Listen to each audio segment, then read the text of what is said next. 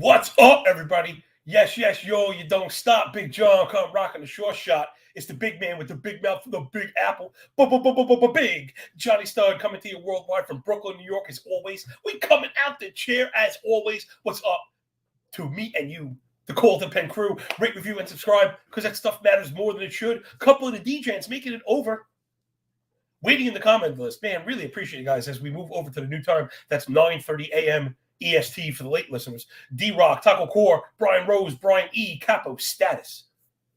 Cool as cucumbers in the draw. What's going on, yo? No, we got no time to fool around. We're diving right into the games. I talk entirely too much. No lessons today. Pure analytical blitzball. You know, that's what it is sometimes. We got a full slate in just a few minutes to get to it. So without any further ado, here we go. It's a thing that we do. Me and you, the crew, baby. Bro. Oh, you know what? I said I wasn't going to talk, but I got to throw it up. I will be on Toronto's ESPN affiliate today at 3 o'clock on the radio, TSN, so grab your syrup and your finest mousse. Ride your mousse with your syrup, and I'll see you in the Yukon. All right, first up is the beer makers. Julio, Tehran, Iran, rest in peace, Iron Sheik, plus 175 dogs on the road against the Fighting Phils. And Aaron Nola, he's been a really tough go. Very funny. Tehran completely fell apart. We've been betting the under walk stuff. He had this control going, but man, it's been really rough. I think we knew the regression was coming, right? 3.64 ERA, a 102 WHIP, basically because of the 5% walk rate. But everything else, not really what you'd expect. I think he's been a bit lucky.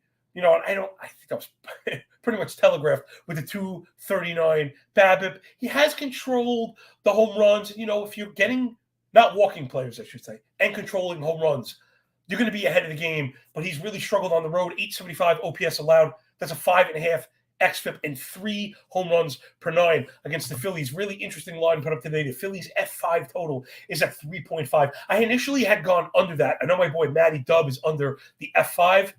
I don't know if we have the team totals there. I don't know if I want to go under because we've seen Tehran explode. I was going to go under the Phil's F5. I don't think we have access to him. Look at that. It's like the Candyman, right? You say the Candyman's name 3 times and he appears. Say Matty W's name. Matt Williams, what's up, man? Good to see you. I swear, I just mentioned your name. It's like, boom. Good morning, everybody. Me and Matt have like a symbiosis, some magic going on. You want to talk about magic, follow my dude Matt. He is crushing the betting streets, man. I'm up like 20 units, and I feel kind of silly. My dude's like working on his 4th digit now. All right, so I'm not really buying, like I said. I know Matt is under the total there. I think I'm under the F5 3.5, but then I'm going to leave it because I'm having trouble trusting Nola. The earn run indicators are in place. A lot of the disciplinary stuff looks good. 30 CSW, 33 balls, 65 first strike. He's got the bully metric going. Lots of stuff that I do like from Nola, and he's been excellent at home. The Milwaukee offense has just kind of stuck their thumb in my eye every single time I go against them. 344 OBP, last 500 PAs, 11% walk rate, 24 line drive. Those are all really good. That's 109 WRC plus 335 WOBA. They're stealing bases and stuff. That really is at the center of a lot of the damage. So I think I'm leaving this one. Matt says, abandon ship. Phillies BVP versus Tehran is scary. Yeah, man, the F5 3.5 is so high. That's like a Coors number. Corby, who I had on the show Friday, we were talking about those unusually high numbers. I did pull the plug because it was juiced, but needing to get 4 runs through 5 without Coors or crazy wind and stuff, going to be really tough. I'm leaving this one alone. Next up, Trolley Dodgers. Hollywood, always up to no good. Michael Grove on the bump. I got even money against the Blackbirds with orange vest. Tyler Wells, one of my favorite young pitchers. We can't bury the lead, Jay. Every single time Wells is on the bump, we're betting that F5. Mike Grove, I'm not buying it. People are into the Dodgers. We know the offense is really good. But a 6.89 ERA, 1.55 WHIP, nearly 900 OPS allowed. The expected ERA north of 5 for Michael Grove. Nearly 90% zone contact, tons of fly balls, lots of barrels, lots of home runs. Hopefully, we get it here. Keep an eye on your lefties. Lefties batting 345 with a 1,000 OPS against Grove. I didn't get to any player prop stuff with the new time slot. My hitter prop, again, something Matt and I speak about all the time. Pitching props, I kind of feel comfortable like attacking, right? It's particularly if you're following Matt's work and other sharp people, Dream posting stuff the night before. Pitching props you go get. The hitter props, I really want to get into it and digest it and look and see. I feel like the prices don't move that much. So you really don't need to I would bet on Bumgarner against Grove. That's yeah, here. It's pretty bad. But Wells is really good. 3.18 ERA, sub 1 whip. All the indicators agree. 25K to only 6 walk. We love that. 28 CSW, the whiff rate up above 26. So really some sustainable stuff with an 83% in zone contact. So he can win in the zone and he can win out of the zone. He's getting swings and misses. Loving it. The fly ball rate is really elevated, but you got to keep an eye on the infield flies as well. I already heard someone quote today, 54% fly ball. But if the infield fly rate is up above 13, the thing you'd be worried about is the misses in the middle have turned into barrels, which have turned into home runs. But Wells at home, right? This is where you really want to back him. 190 batting average allowed. That's a sub 600 OPS, 2.57 ERA for Wells on the road. So give me Tyler Wells and the Baltimore Orioles F5 over the Dodgers. Really, when you're facing the Dodgers, I don't want to give them 9 innings to beat us. We saw it happen yesterday, right? The 5th inning, Grayson was rolling, and then they can go get you. Next up, it's the Guardians and Logan Allen. He's back, -110 split on the road against the Buccos, black and yellow. Mitch Keller, same 110 again.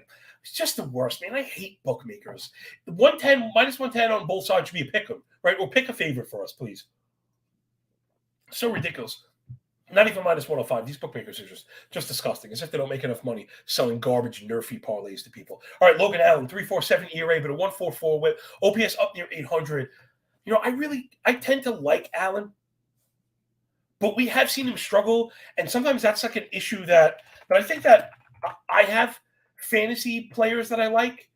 Maybe I tend to, not to say marry them, but stick with them a bit longer. He had 2 scoreless outings last time, but they were both limited. Actually, the last 3 outings were limited, but he threw 98 pitches. Okay, so that's an issue. 98 pitches to get through 3 1/3. He's been wildly inefficient. He's walking a ton of batters. Logan has walked at least 2 batters in each of the last 6. So I know Matt is on the under. I'm a bit worried there. Though Allen has been good on the road. Again, I think he's good, but not great. Flip side, Mitch Keller, 3.31 ERA, 1.12 whip, OPS at 630. Disciplinary basket, nice and strong. Earned run indicators all strong, right? Sierra, and expected ERA at 3.6 or below. 29 CSW, 33 ball, 85 zone contact, looking really strong. He's been really good against lefties, striking out 29% of the lefties he's facing. He's dominant at home. Sub 200 batting average allowed, sub 550 OPS with a 2.6 ERA, sub 1 homer 9 for Mitch Keller. I know my boy Matty there was on the under F5. I didn't get to it, but I could definitely see where these offenses are not very good. In particular, the Pirates.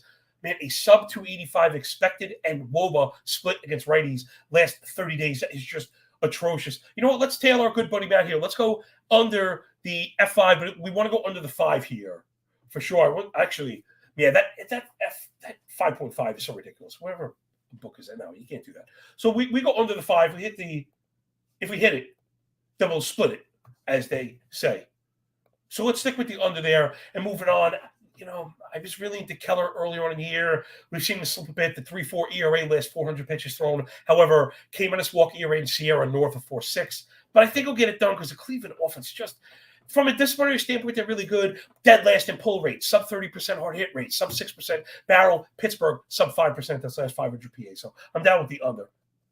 Next up, Joey Musgrove and the Padres, those Friar Tucks from the perfect weather in San Diego, -115. Slight favorites on the road against Alek Manoah and the Bluebirds from Canada. I mean, this is an interesting one, right? What do you believe in Manoah? We saw how dominant he was last year. 200 phenomenal innings. He came here. He goes awful. They ran him out to the California Penal League, right, where he got rocked for 11 runs by 11-year-olds. And now he's back. And he beat up the Tigers. I know people LOL and I roll the Tigers, but I think the Tigers are okay. Let's get into it. Musgrove, 3.29 ERA, 115 whip, 680 OPS, all the indicators below 3 3/4, 5% walk rate, 29 CSW, 33 balls. So the control rate, very, very good. Bully metric, way intact. I mean, he's way over it, right? That's when we add first strike with O swing. When it comes over 100, you've got a pitcher that gets on the mound, he gets ahead, and can get you to chase his junk. It's a good formula to get through F5, 65 first strike, 40 O swing for Joey Musgrove. Looking really good. 25% hard hit rate, 262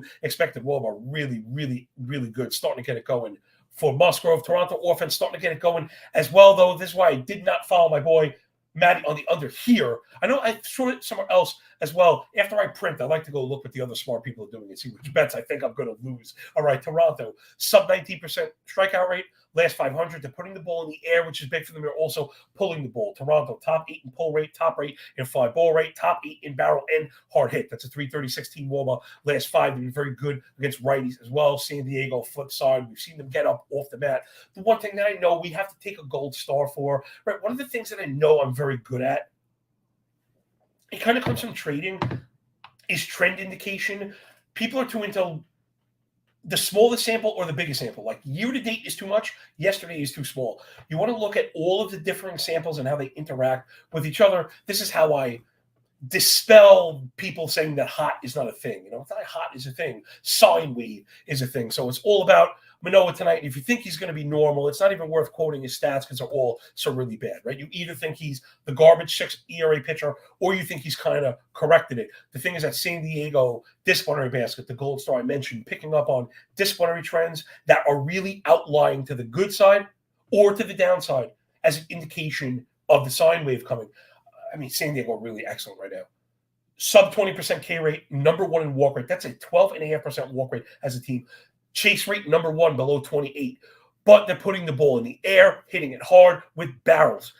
San Diego really not to be messed with. Today's going to be a true test for Manoah. Do me a favor. I'm curious what the markets think. Jay, can we see the San Diego team total? I'm just curious. I don't know if I'm going to hit it. It would have to be 3.5 or 4. It's probably not. It's 4.5. Man, 4.5 with slight juice.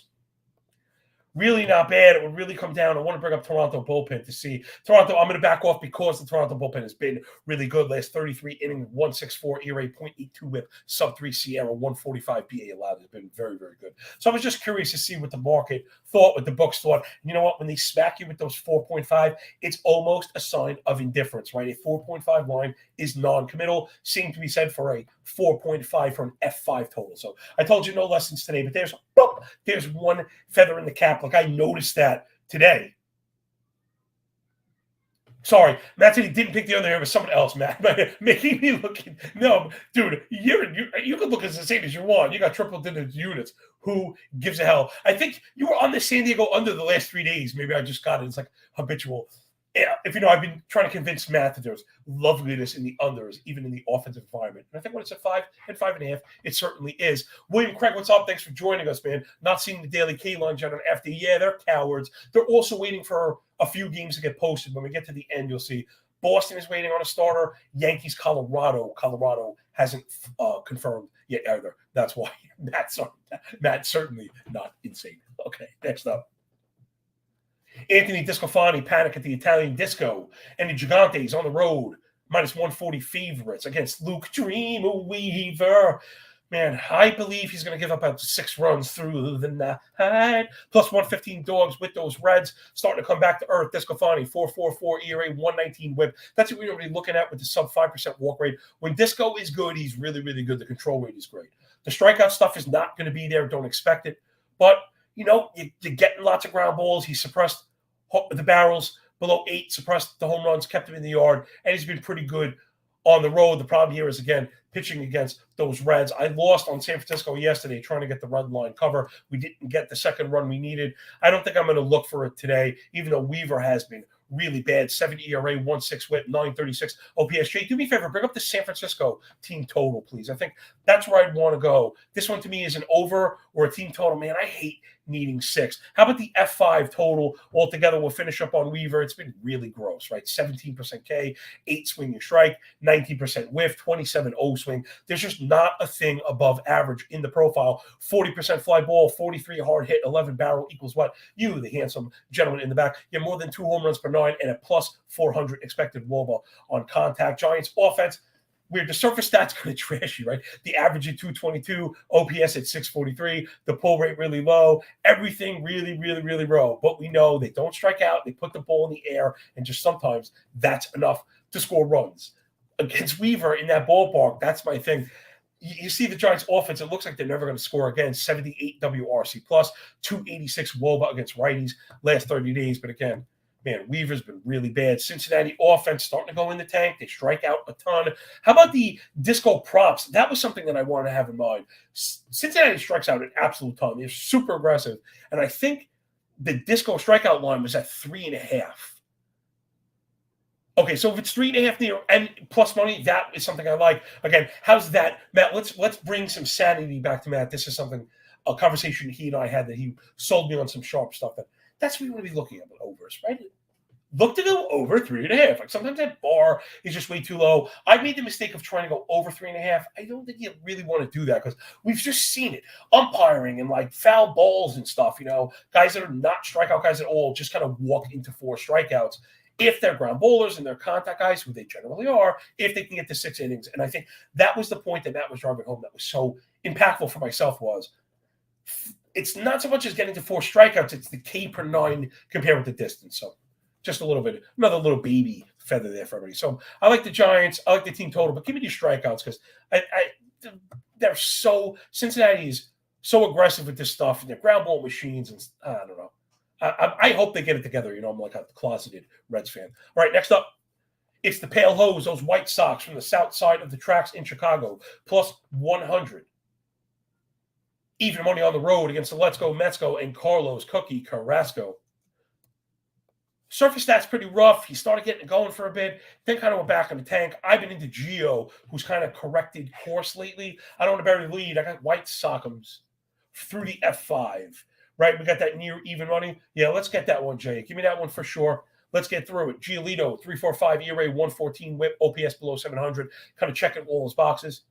18% K minus walk, 12 swinging strike, 29 CSW, again, checking the boxes, 29 whiff rate, 85 zone contact. So everything we're kind of looking for. Lots of fly balls with tons of pop-ups because I actually had Ethan Katz on my show at FTN a year and a half ago.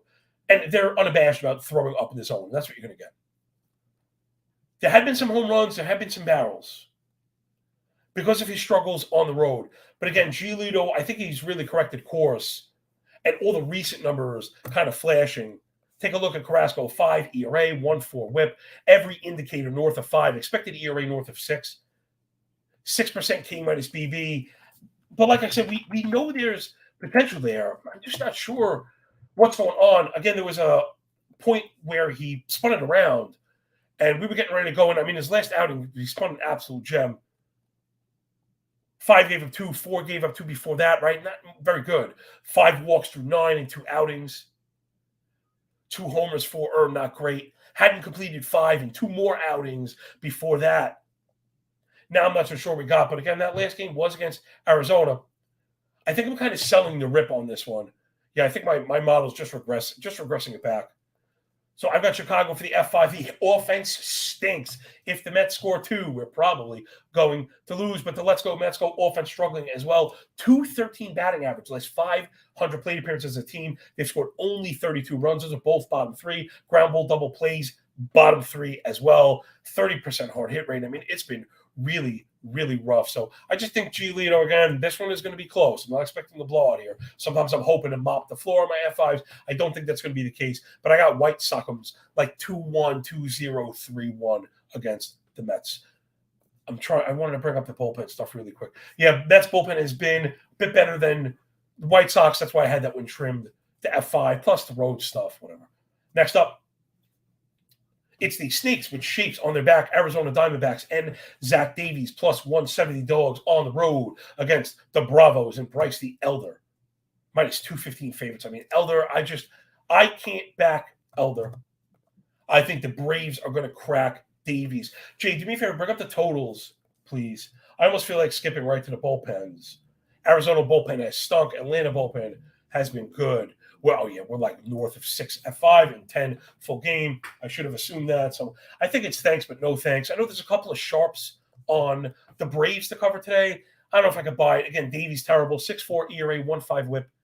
But the Sierra at 5, stuff cost him fastball below 70. It was really bad.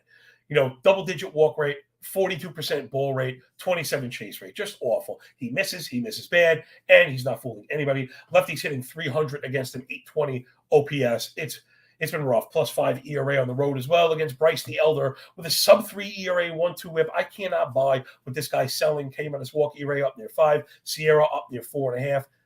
I mean, 10% K minus BB, 36% ball rate, 89 zone contact. This is not great, but he's a ground ball machine, 55% ground ball rate for Bryce the Elder. And, that'll do it. Even with the elevated hard hit rates, enough ground balls, he's getting by on the BABIP. and he's surviving. 273 BABIP has been the reason for the 273 ERA. I got it, man. He's eventually going to get served. He's been very good at home. But, man, what do we make of the Arizona offense, right? So much up and down. We've seen the potential because we've seen them run into first place. They're on the slide right now. But if we were talking about disciplinary metrics, portending production in the future, Arizona, 10.5% walk rate. That's top 5. Single-digit swing and strike rate, 29 chase, 90 zone contact. These are the things we're looking for. With a top 8 pull rate, that number's above 43. Those are all the things that we're looking for, and they're stealing bases. But everything else has been trashed. 211 BA, 635 OPS, too many ground balls, too many barrels. Not enough barrels, sorry, 5% barrel. So I do understand where the sharps are coming in. With the Braves cover, I'm flipping over to the algo, and I have a cover as well. What's that number look like, man? I mean, right now it's just almost like betting on the Braves. And like I said, we have the bullpen edge. All right, I've been sold. Let's hit the Braves cover as well. Again, if we don't get it early, we get it late. The Braves offense is just so freaking good.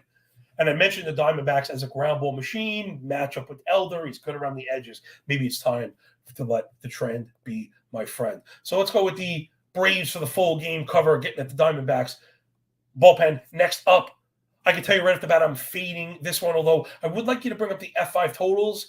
There is a part of me that wants to blind bet the F5 over on this one. It's Miami Marlins and Edward Cabrera plus 125 dogs on the road against J-Mont, Jordan Montgomery, and the Redbirds in St. Louis, minus 150 favorites at home. Both of these pitchers kind of coming off of injuries, and that's really it. I tend to really like Cabrera. He reminds me of Cody Senga, right? All the swing and miss, tons of walk stuff. But it's not always consistently bad. So there are flashes of absolute greatness, like ridiculously good stuff, and then some pretty scary outings. Montgomery, who I think is really good, has added some swing and miss as well. 28 CSW, 66 first strike with a 6% walk rate for Montgomery is exactly the guy the Yankees should have kept, and why I was crying about them trading him for Bader last year. Now, the Cardinals stink with Montgomery. The Yankees stink, wish they had him. So I would generally be looking at this one for Miami plus run, half run through 5.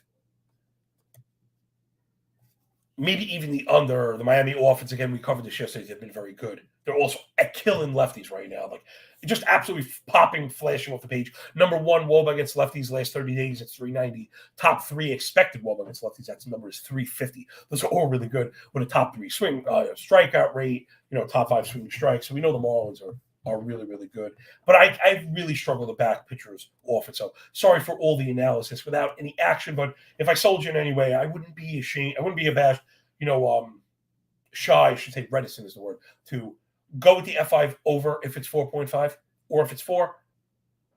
I probably hold off on the Miami F5 because the Cardinals offense is up off the mat like that Undertaker GIF big time. You don't want lack of control facing this team right now. So we just move it on. I think that one's it's probably a good fade candidate. One I'll be watching closely. If Cabrera looks sharp, he's a guy we're going to want to back in the future. Next up, it's bad. It's bad on bad. Patrick Corbin and the Nats on the road against the Baby Bears and Jameson Taillon. Gosh, Corbin's been brutal. 6.25 expected ERA. Sierra up near 5. If I'm not mistaken, has he kind of turned it around? I have my last on the. If you're curious, some of the data that I pull, you can follow my personal betting stuff and data supply on Sharpener.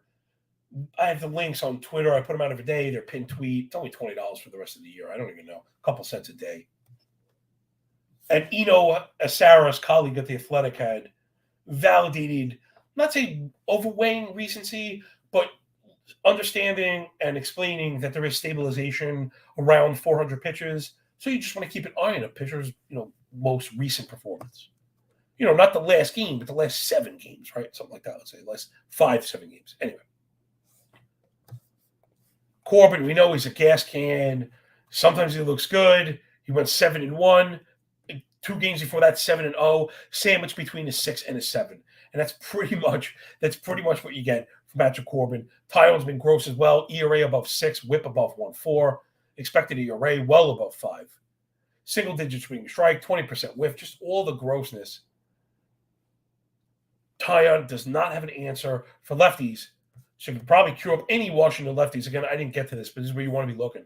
Taillon's given up 293 batting average allowed, a 1,000 OPS, and nearly 3 home runs per 9 to go with the 323 batting average allowed at home and nearly 2 home runs per 9 with a 936 OPS. So, yeah, pretty rough go for Taillon. I'm a little surprised to see that 05. Jay, I follow your cursor. Let's get that one. Jay, you know what? Hold on, no. Pump. I think in this situation, this is the last feather for today. We're going to hurry. Pay the juice for the 4.5. It's only 20 cents for a half a run. So I have to point out, right, people, there's a time and a place to pay juice. If you're looking to go over, the difference between 4.5 and 05 is the difference between winning at 5. Right now, we're looking at betstamp.app. Jay's going to tell you about them in 1 second. But they have a minus 125 for the 4.5, minus 105 for the 5. Pay the juice to hit the run. Jay, tell them about betstamp. I will, John. Just letting you guys know about betstamp. Simply enough, the easiest way to improve as a sports bettor is to use multiple sports books like you saw right there, right? Without using multiple sports books, you probably would have been stuck at the 05 or potentially the 05.5 on points bet. But if you open up multiple sports books, you get options to that 4.5 minus 127. Betstamp simply, all it does, guys, is just compares all the sports books, games, player props, futures, everything. Save time and money by checking out Betstamp. Download the app today. And if you're looking to sign up for a new sportsbook, check out the pinned message in the chat because it really helps support the show. So click that link in the chat. It's betstamp.app/call to the pen. Click that link. It helps support the show. All right. Thank you, Jay Bird, on the ones and twos, best producer in the game. So, yeah, let's go over that one, especially at 4.5. I'm going to rush to post that one myself. That one slipped past me. I know the algo is way above it. All right, we got to hustle up. Next one, I know I have the Texas F5 posted, so if you'd like, go with that one. It's the Flatfish of Florida and Taj Bradley against, nasty Nate Eovaldi and those Texas Rangers.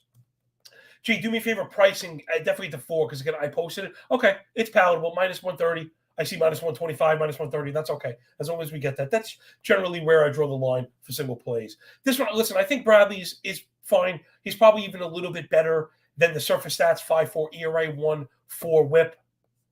But, the youngsters really struggled at home. He struggled spotting fastball against righties, 900 OPS to righties, 2 3/4 home run per 9. Eovaldi's been one of the best pitchers in the game right now, 2.8 ERA, 1 flat whip, indicators in place, strikeout stuff in place, and excellent at home, 200 BA, 625 OPS, sub-3 ERA, less than 1 homer 9. And I think the difference here really is, again, I think Bradley is okay. But the difference is the offense. Tampa Bay offense, just atrocious right now. 273 expected WOBA against righties, last 500 PAs. That's a 208 batting average. 26% K, 13 swinging strike, 50% ground ball. No way. Texas Rangers, we know they're awesome, and they don't strike out. 91 zone contact. 356 expected WOBA against righties, last 30. That's number 2 right behind the Bravo. So give me Texas F5. This one should keep it pretty simple.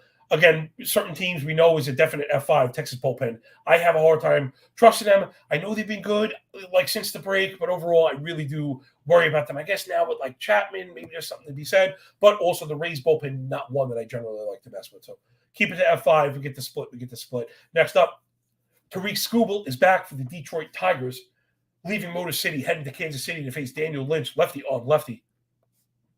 This one I kind of have in trouble with also. Skubal has looked really sharp. I think he was capped at 4 innings each time, if I'm not incorrect. My assumption is they're going to look to work him up. Yeah, it was 4 innings each. He threw 58, but then 63 pitches. So coming off the injury, I think the question here is, are you making the assumption that Skubal is going to throw 85 to 90 pitches? I'm not, and that's why I've backed off. I know lots of people are on it. The thing that I'd be thinking about, though, because the controls look so good, right? And not say forget the walk rate. It's only 7. The ball rate, that's what we're looking at. That number below 31, just phenomenal. I know a lot of people don't use ball rate, so think of it as 36 average. Anything above 38, really bad. Anything below 34, 33, we're talking about really living in the zone. And then also Kansas City, a 4% walk rate last 500. So how about that? How about the Scooble walks? Because that, again, I promise no feathers, but I'm coming out of here looking like a bird today. So if we can get Scooble under 1.5 walks, it's a bit juiced up. But I think I like it. I want to be consistent. This is where I'm going with it, people.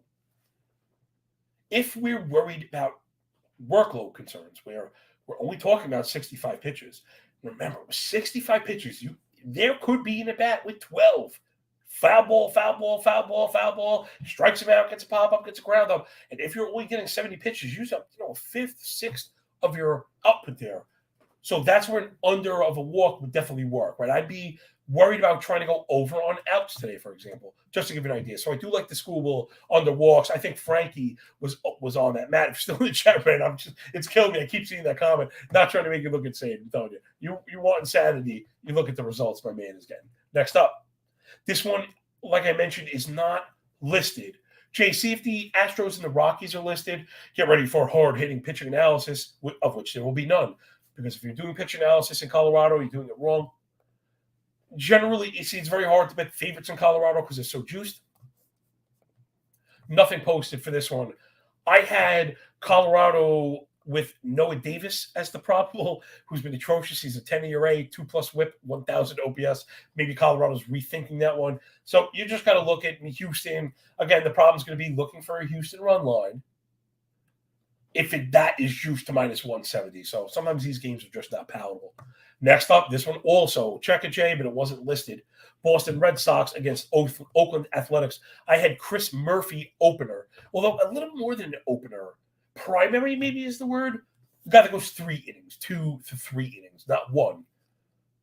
But he's not going around the order, right? Maybe that's what it is a one-time through means primary. I like to define stuff. He's been good.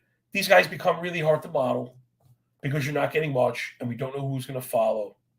So the game is posted, but it's TBD. Bring up the prices for me, Jay, pretty please.